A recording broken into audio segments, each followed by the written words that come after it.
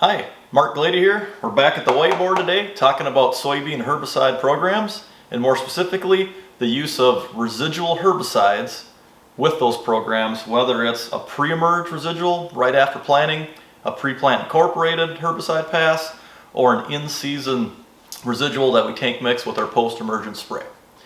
Whether we're using some of the new trait technologies that are out there like the Enlist or Extend Flex, the reason I still recommend a residual herbicide in your program are for three main reasons. Number one, if you take a tiny little weed that's just got a half-inch long sprout that's just barely coming up through the soil surface and it encounters that layer of residual herbicide, it is so much easier to kill these guys when they're just little suckers than what it is when you get a 2-inch, 3-inch, or 4-inch tall weed, which is still pretty manageable, but it does put a lot more stress on our post-emerge application.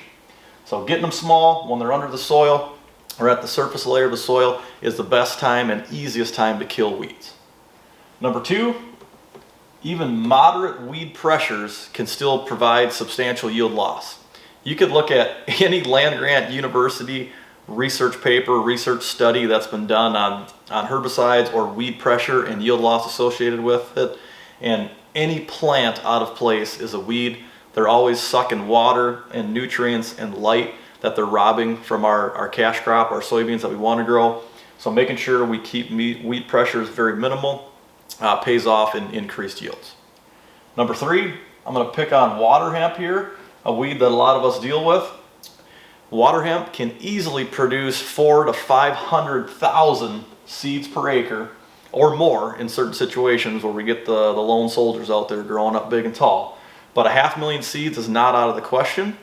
And when you look at comparing 100% complete weed control versus 95%, which is still considered very good control, but a difference of 5% weed control on a per acre basis can still mean that millions of seeds per acre get produced when one plant can easily produce 500,000.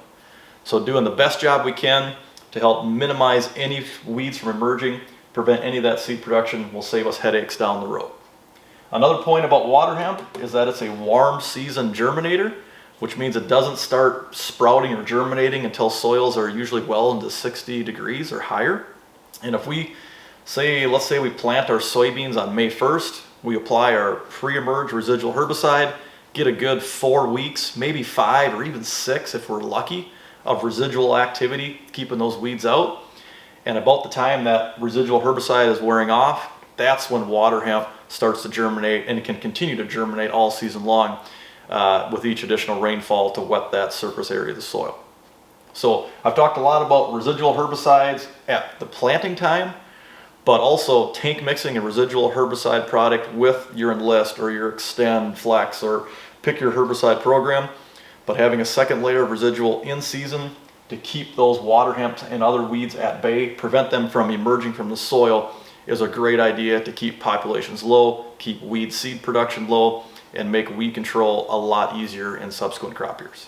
Thanks for tuning in. Good luck with weed control in 2021.